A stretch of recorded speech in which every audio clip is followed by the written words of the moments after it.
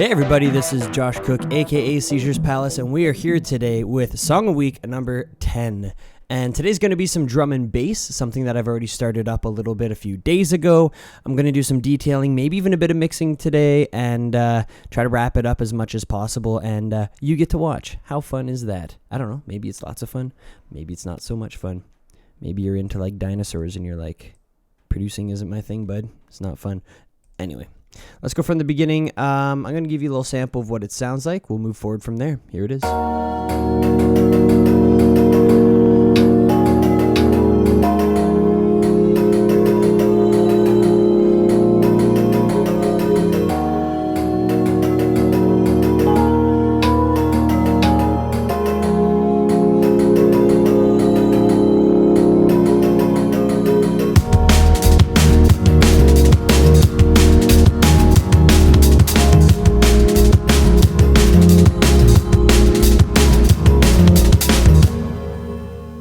All right, so I'm feeling pretty lucky right now and pretty blessed that it's not glitching all over the place because I have some instances, or at least one instance of Contact, the high-powered sampler by Native Instruments, open, and I find that it can be a bit of a CPU hog, and at times makes things glitch a bit with the video editing software, but I recently got a buddy to take a look at this computer. I know I was having issues off the start. If you've been following this the whole way through, you might be interested to know that it was my CPU fan. It was a little bit clogged and we had to unclog it, and now it's running like a beast again. This computer's doing what it should. So anyway, that all being said, I am using Contact for the drums, and the drums, let me take a quick second here to step back.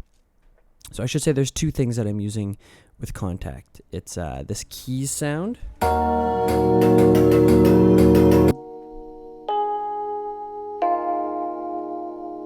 So there's that.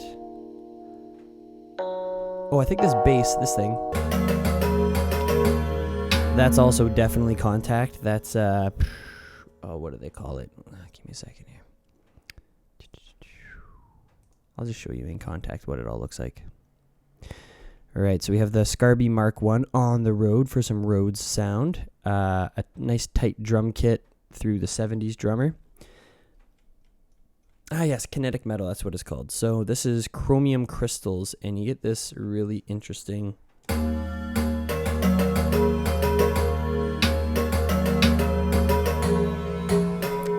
It's like a metallic pad, and that kind of seems to be like the general theme of that instrument. Again, if we were to highlight these keys by themselves,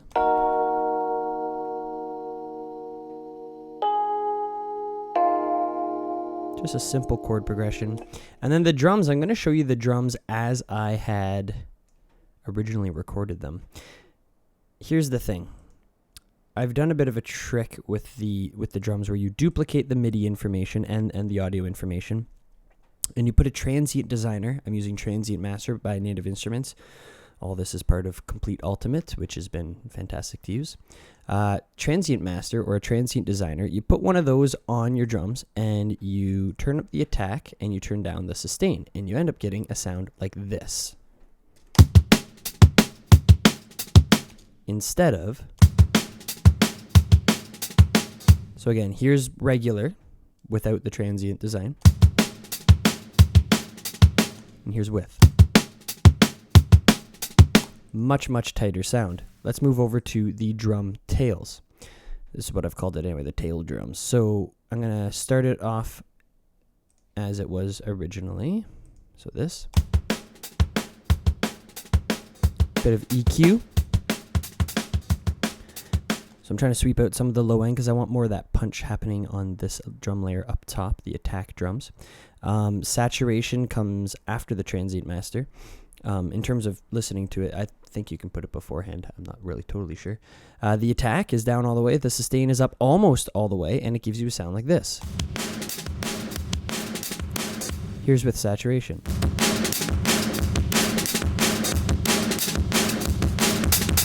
Here's this part that we're just listening to with the other drum part.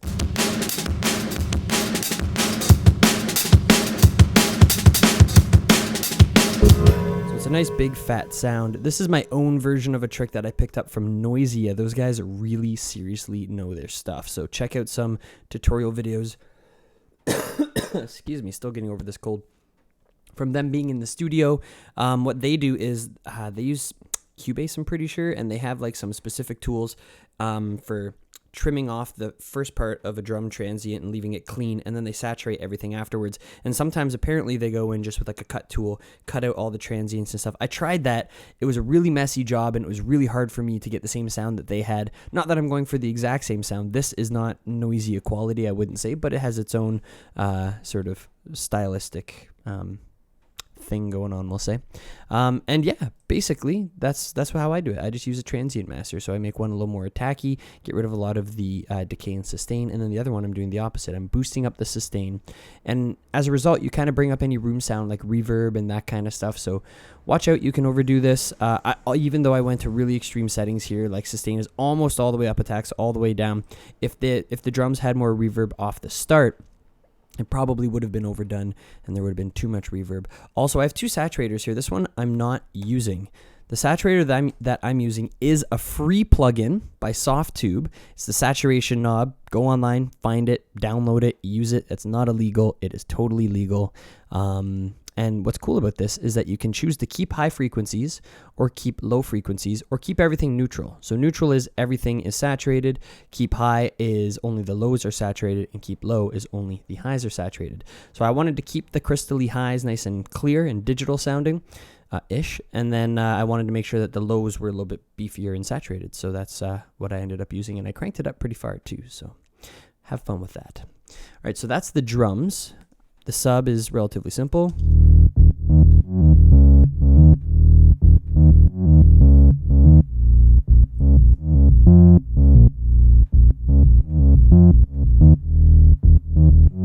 I'll probably play around with it a little bit more to get rid of the click, maybe a little bit of filtering, or playing around with the attack settings on the compressor. Not an interest right now though. Okay, so you guys heard that. Then there's a choir.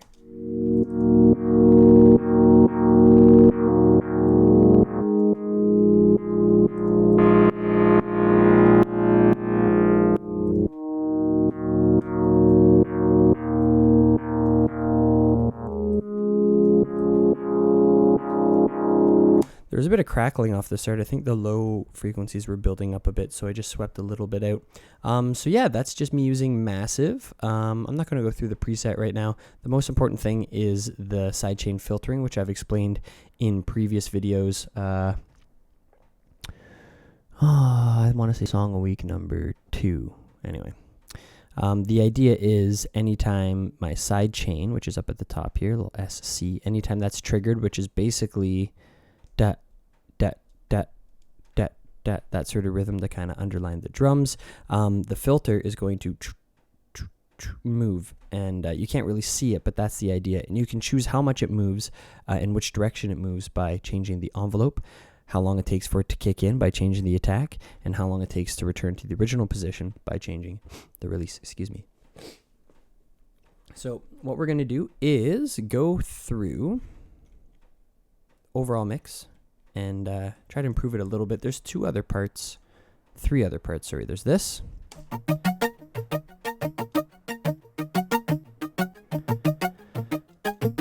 An arpeggiated sort of video gamey sound. There's this guy. Oh.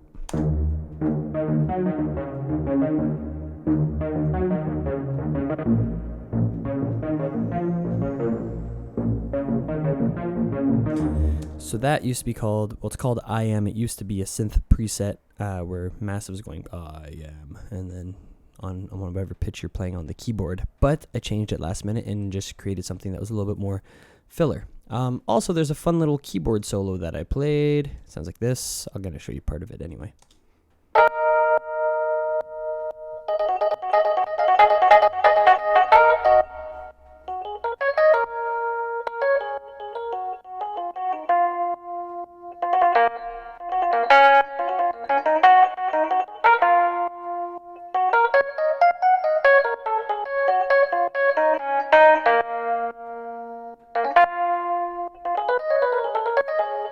I like that line right there. This little,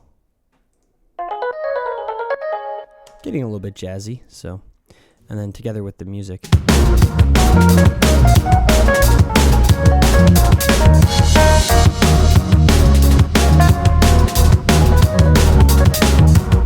Also, there's this part.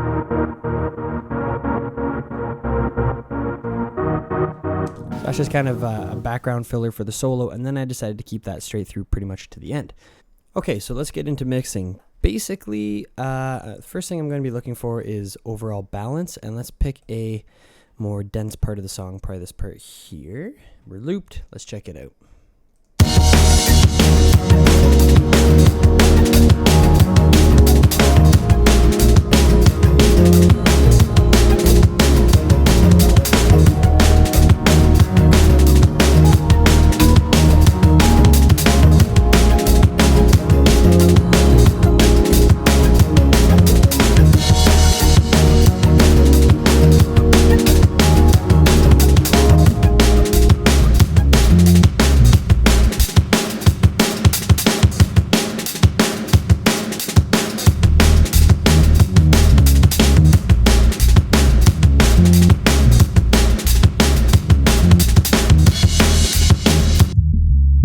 I'm just going to listen to the sub-frequencies for a second, see how they're balanced.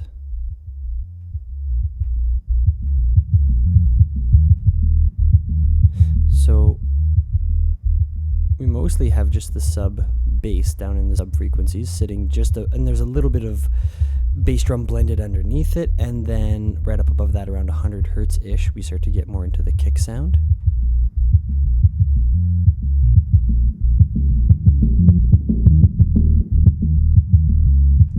Let's see how the side chain's going on the bass.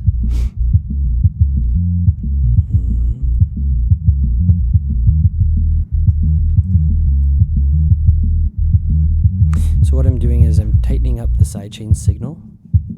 So basically right now we're getting information from SC. If you turn on the EQ and bring up the frequency, it's just going to get more of the tick at the beginning of whatever, hopefully, drum sample you're using at that point.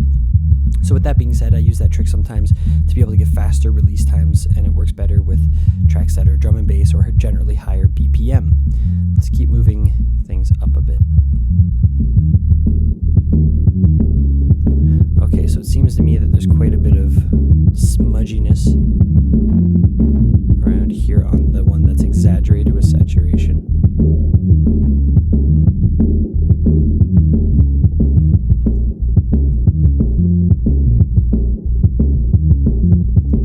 There's also some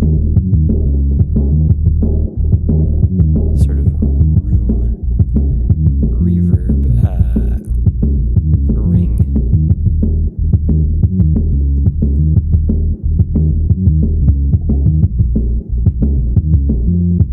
Don't need to take much of that out. Let's keep moving up.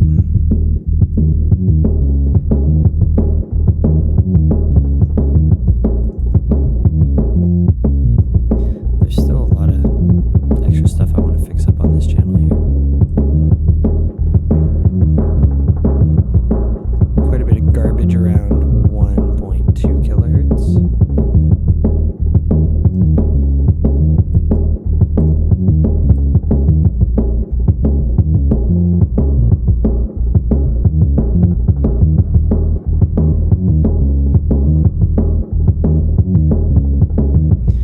Now, over here, I was getting happier and happier with the way it was sounding, and over here it was still kind of sounding crappy around this area. So what I might do is inch it over a little bit to the left and then widen it out just a little bit. So I'm back where I was on this end. I'm getting rid of a little more on the left side. I recommend using like FabFilter Pro Q2 or something to get some of their unique shapes or something like that. But this is Song of the Week. We're just trying to do quick mixes and put them out.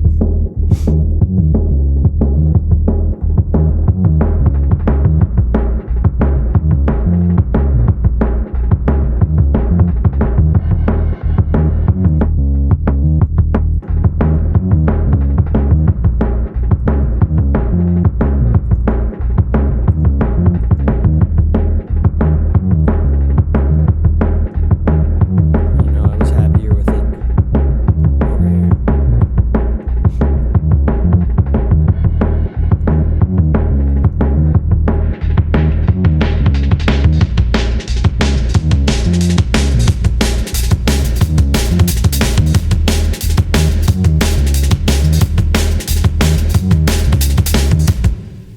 might kind of be overkill, but I'm just trying to do this quickly. So I'm going to sweep off a little bit of what's going on up top. I want to listen here on my master, just what's happening above about 12 kilohertz. And I'm going to try to soften the hi-hats a bit. Digital crispiness, I don't need all that up there.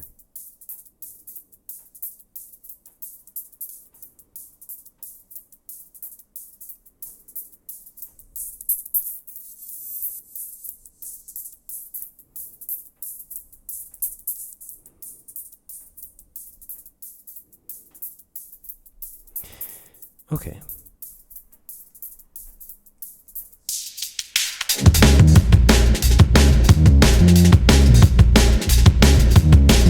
So let me take those two EQs off to show you the before and after. There was a little bit of EQing done before, but just to give you an idea of what was happening with those drums. Here's before any EQ. And then with.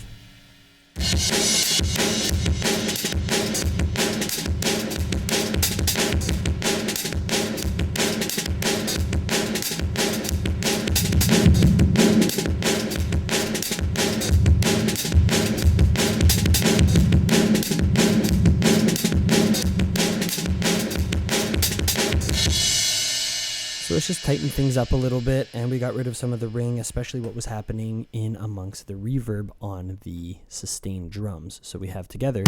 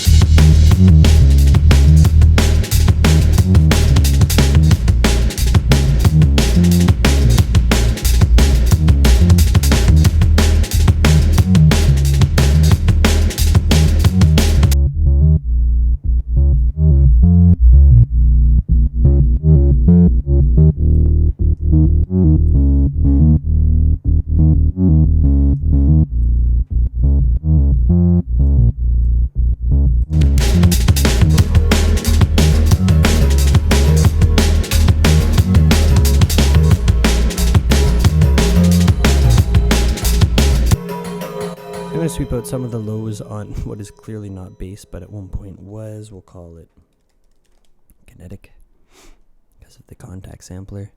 Sorry, I keep sniffling. I'll be healthy by next week. Okay.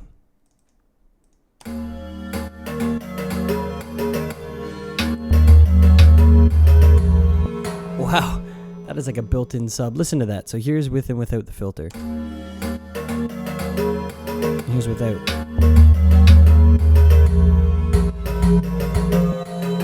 Holy jeez. Okay, well, we're using the sub in replacement. That sounds okay together. It's a mid-low synth. You gotta watch this sort of beefy mid-low area.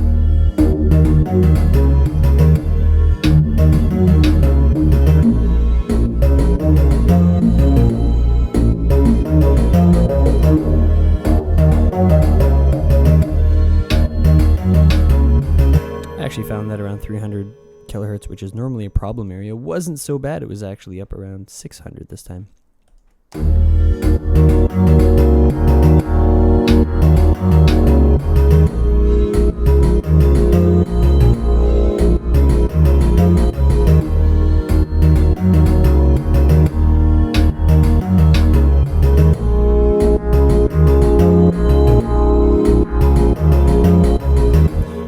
Widen out this sound a little bit, the attack chords, using the dimension expander within Massive.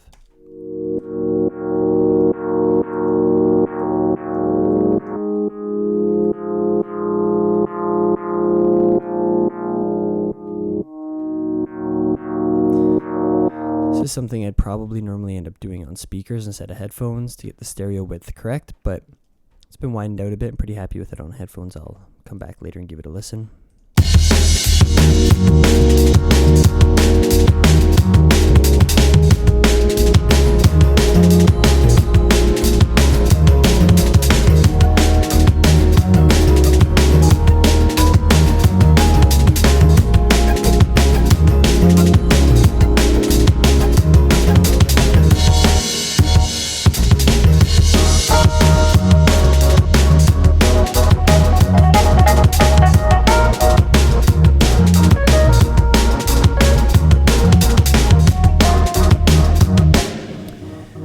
over to the mastering. I'm no mastering engineer, that's for sure. But I've done some stuff here that a buddy of mine gave me some tips towards. So the idea is, and he's a fill-in mastering engineer sometimes at Lacquer Channel. I'm not going to do any name drops because I haven't cleared that with him yet, but the tip he gave me was to use multiple compressors, each running under a decibel of compression. He said about 0.7. Hard to tell unless you have like a really solid mastering compressor. So I'm kind of just judging that it's under 1. My makeup gain is at about 0.8, TAC at 30, ratio 1.5 to 2, release is as short as it can go, and then threshold is dependent on the signal going in. So if we were to take a look at even the last one on the chain, there's not a whole lot happening there. I'm going to take off these compressors individually, and you'll just hear each time it loses a little bit of that punch. So actually, why don't I do it the other way? Here's with all of them off, and I'll slowly add them as we go.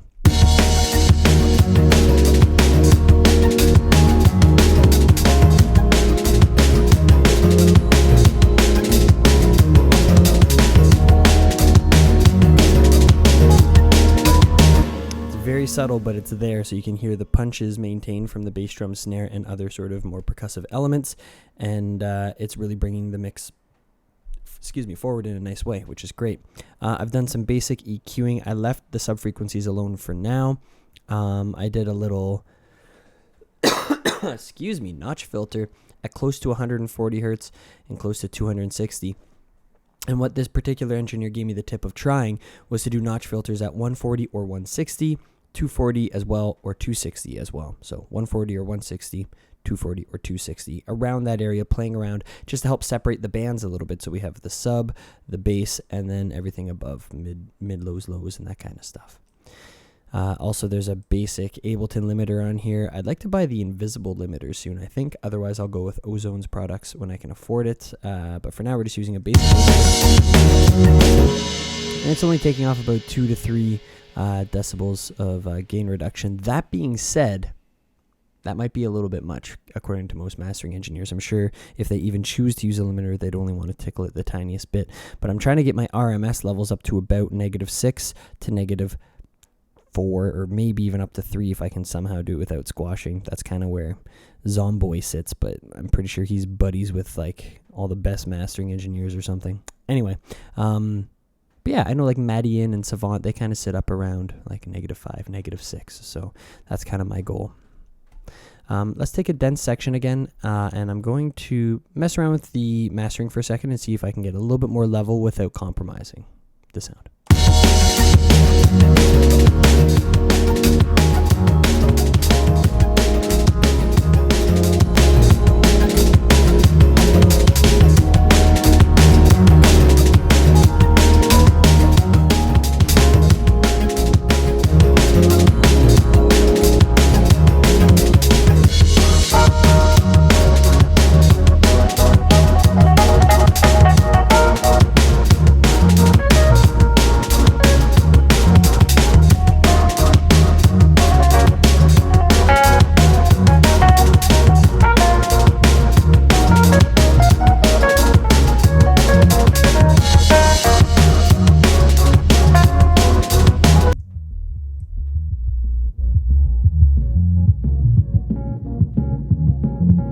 Alright, there's like a dead area here around 160 hertz where there's like not much going on. Listen to that. A little bit of bass drum, but man, I want some sub up in that area.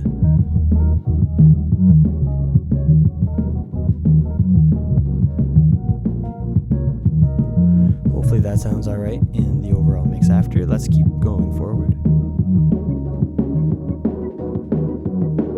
Okay, what's going on here at 300 hertz?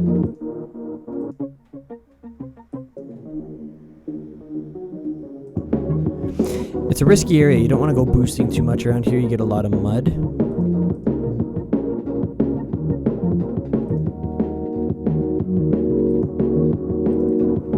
Check out this band here.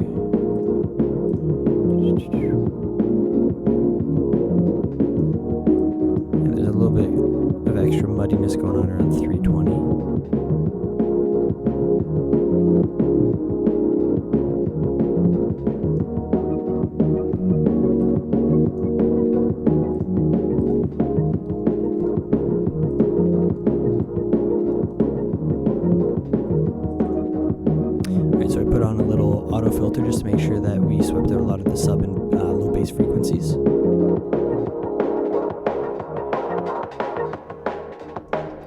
right around here, let's go back, loop this. Right around 700 to 900 hertz. This kind of stuff translates really nicely onto smaller speaker systems. So I'm going to make sure that there's a good amount of translation happening there. This isn't the best way to go about this. You might want to take two EQs with more steep slopes and kind of narrow into like a boxed region. This is giving a lot of leak over on the far right and left sides of the peak. But that being said, it's something that works for me for now. So you can feel free to try it out.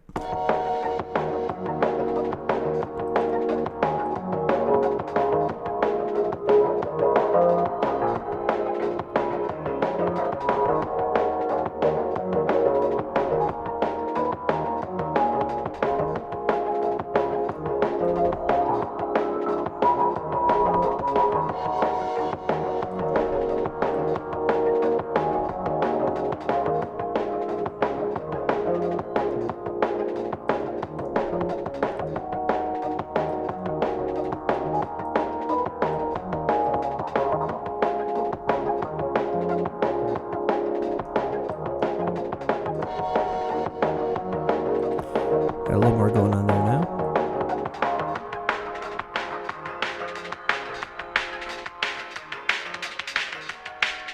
Now, because I don't really have like a lead, there's not a lot happening in this 1 to 4 kilohertz region, which it seems like there's like nothing going on in any region separately, but collectively it sounds alright. But let's try to bring out what might be a lead-ish. Kind of happening within the keys. There's a bit of a ring there, but it's such a apparent ring that I'm going to tighten that up a bit. And then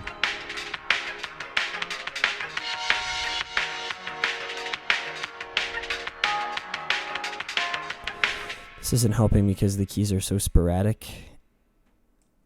Why am I saying sporadic? I'm doing too much here. Basically, the keys are happening like D, D, D, that sort of idea. And it's like I'm waiting for so long just to hear how the EQ is translating. So I'm going to loop a small section.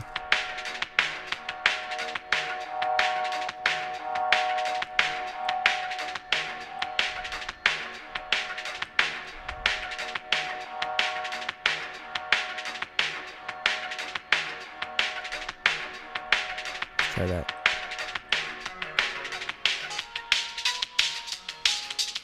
That snare has a whole lot of smack there. Let's take that down just a tiny bit.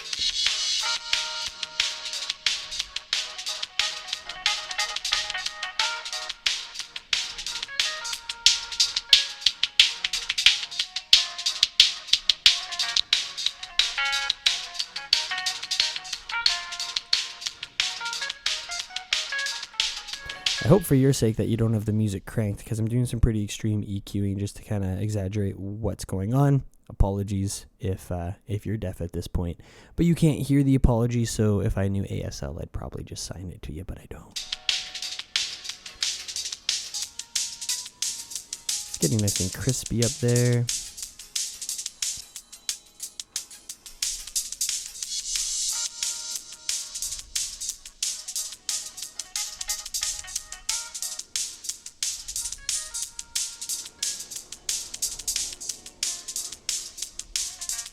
Rid of some of that harshness. It's gone now.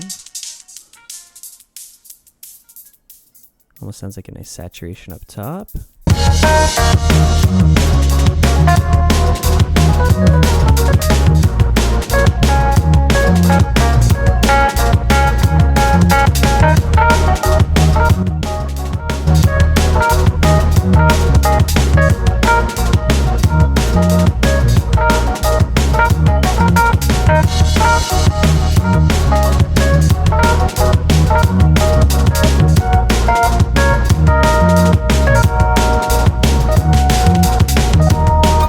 Okay, I'm going to use a little bit of saturation, just overall saturation, just this built-in stock Ableton saturator to take down some of the transients a little bit within the attacked drums. Now you might be thinking, hold on a second, you use a transient master to get more attack out of the drums and now you're using a saturator to lessen the attack.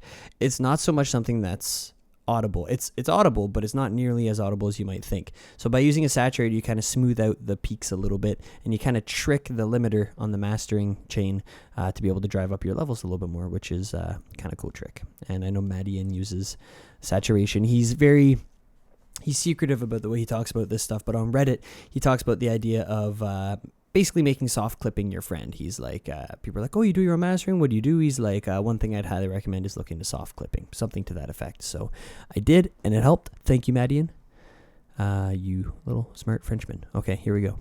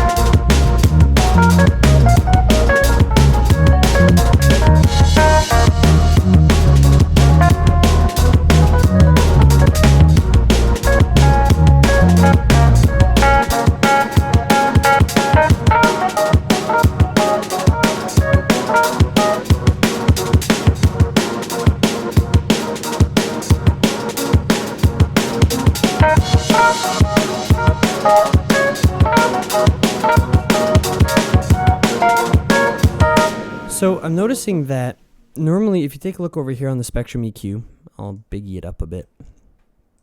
Normally what you end up seeing is the bass drum will come down from somewhere around this peaked area here, down on a diagonal slope. This is on EDM tracks. I'm mostly thinking of house, but some of it translates to drum and bass a bit. Everything is just kind of scooched up a bit more for the bass drum frequencies to leave more room for extra sub.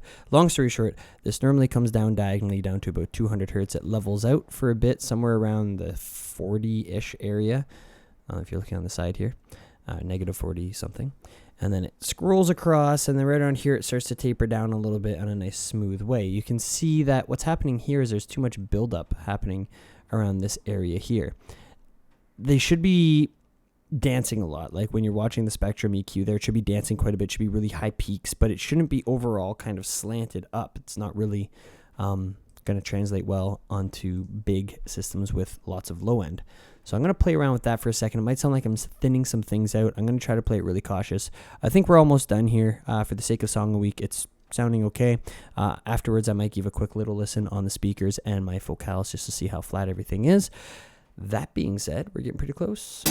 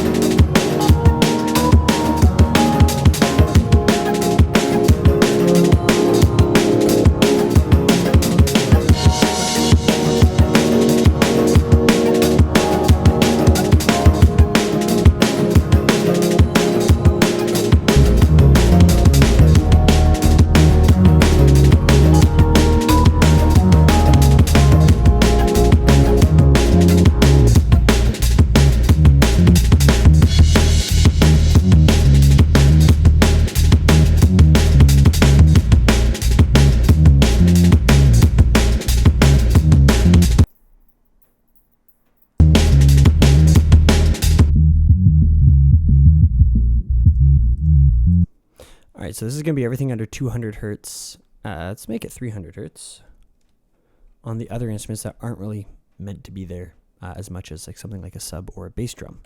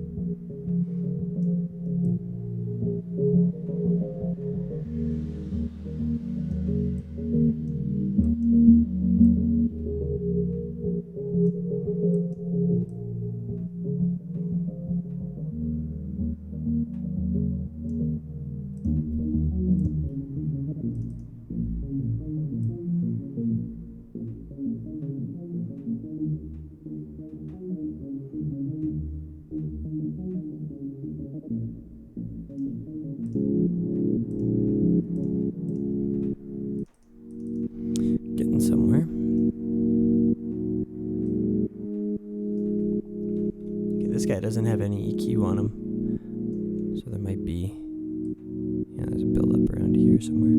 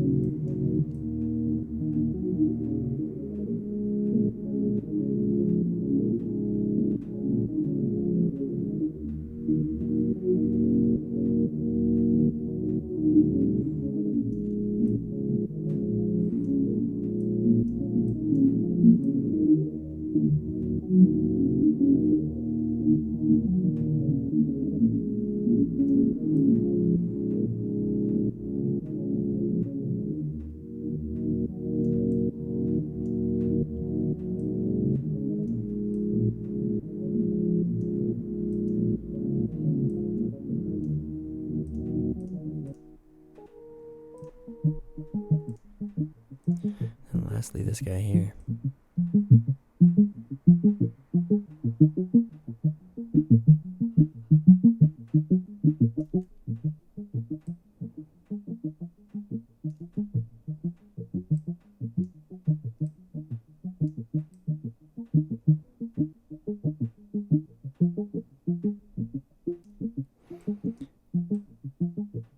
All right, I've been trying to be really like subtle and gentle with these little tweaks. Let's listen to it all together.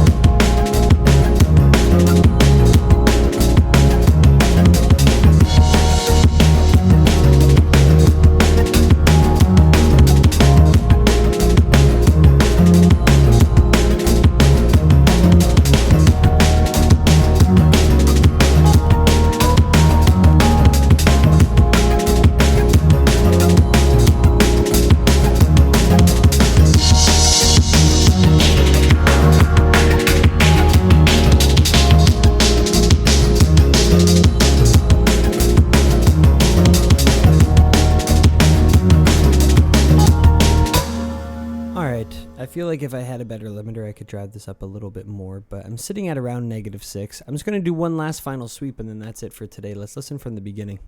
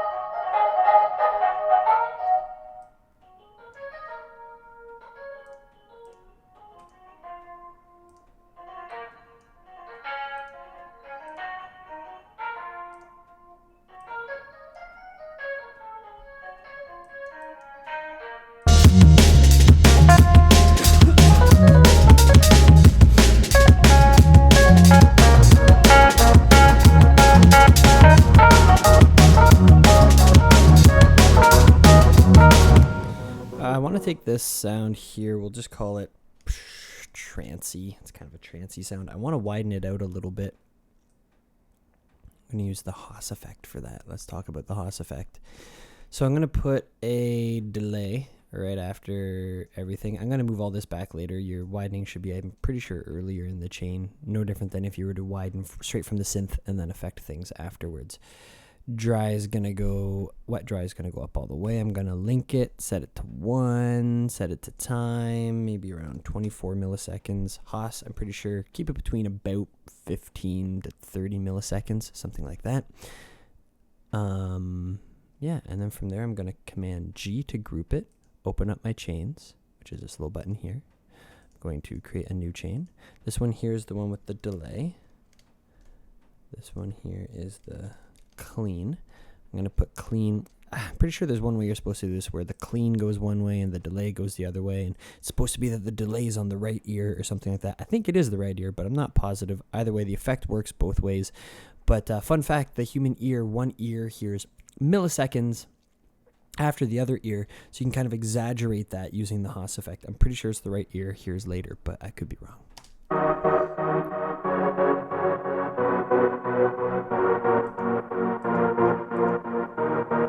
So here's without the Haas effect, and then with. But you have to watch out when you widen it. You have to get rid of some extra mud sometimes. So I'm gonna put it right after. We'll group all that stuff.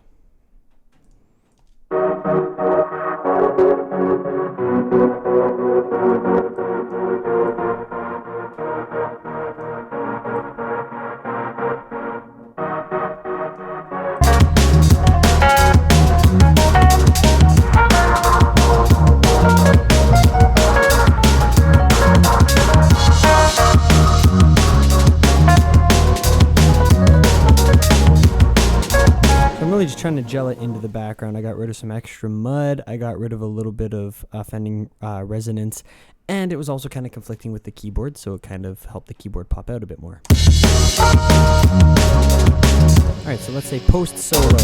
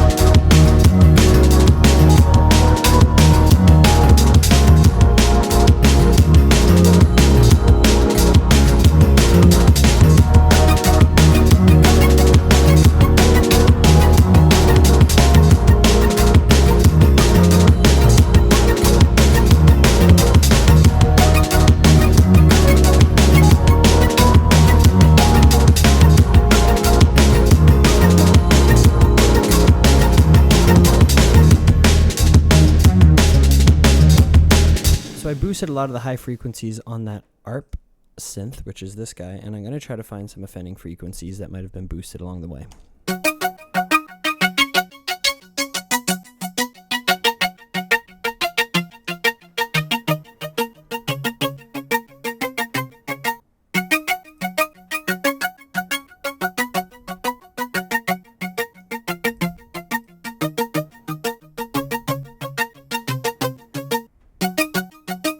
I was actually able to boost it a little bit more and it still sounds alright. It's a pretty nice clean sounding ARP. Let's check it out.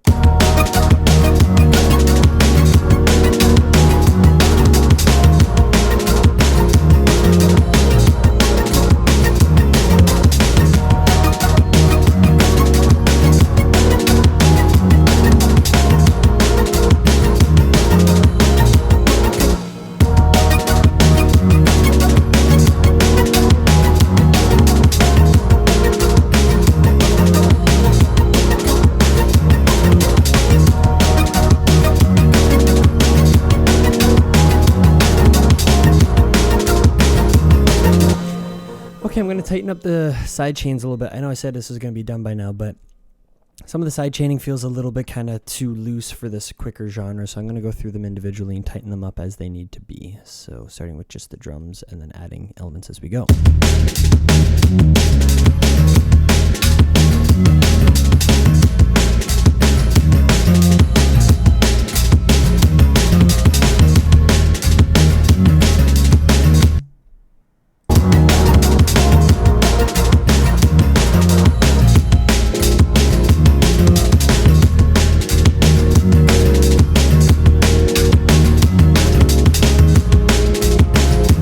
So, you know, I did make that release a little bit longer on this one here. So it's meant to kind of have a slow, sort of cushiony kind of feel.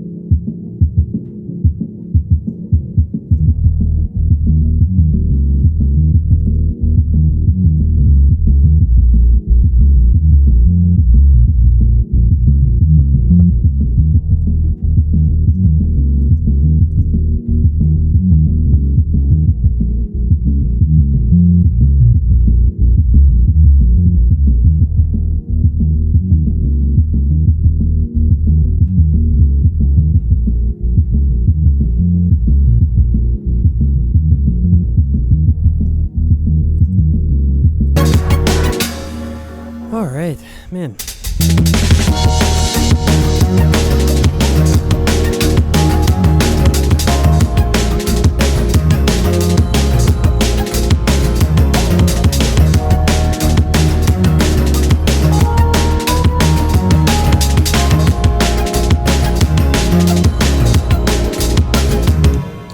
I'm quite certain my master isn't anywhere close to perfect at this point, but I'm pretty happy with the composition itself. That was lots of fun. If you guys have any tips, if you saw anything go in the wrong direction in terms of the mix or the master or anything that you'd like to hear in future videos, feel free to comment down below. I'm trying to have some really cool note to leave this all on. I don't really have anything too special to talk about. The one thing that I wanted to stress is that I'm not happy with the way the Spectrum EQ looks. Try to find a reference track that you think is close to the song that you're making in terms of style, in terms of the mix that you'd like to get, energy, and all that kind of stuff. And then double check, just, I know you shouldn't be mixing visually, but a little bit of visuals can help sometimes.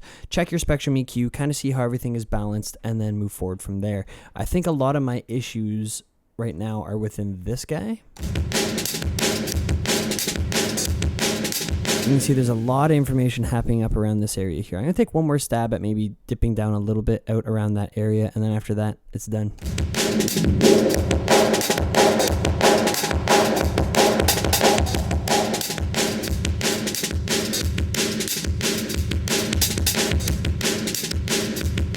I could actually get away with dipping out quite a bit there. Let's check that out.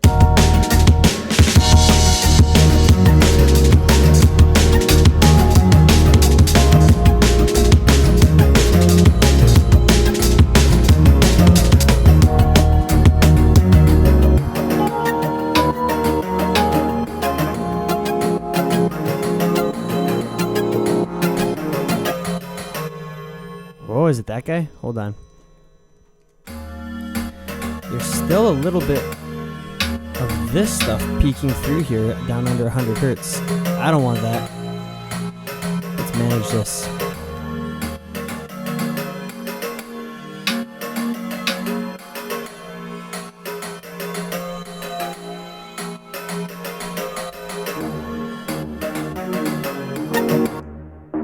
Let's go with this one.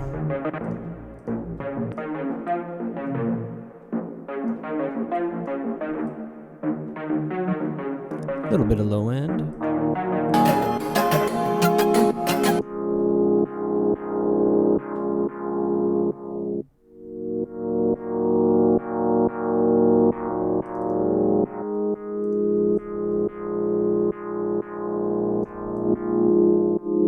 It's that stuff.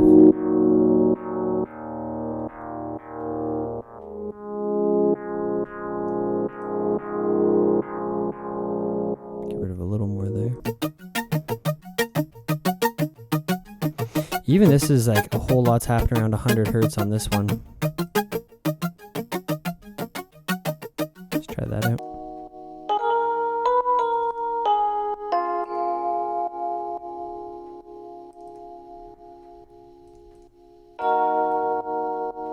That one's just mostly for taking out sub. Let's listen to it together. And with everything.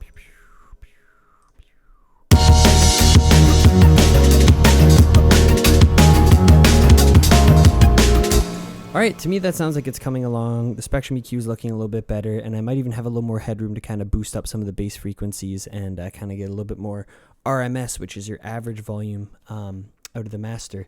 Okay, I've been rambling a little bit today. Mixing is something that I haven't really gone through and done one of these videos with as I go through bit by bit through each individual aspect of how I would mix. So hopefully you guys got something out of it. I'm going to wrap up there.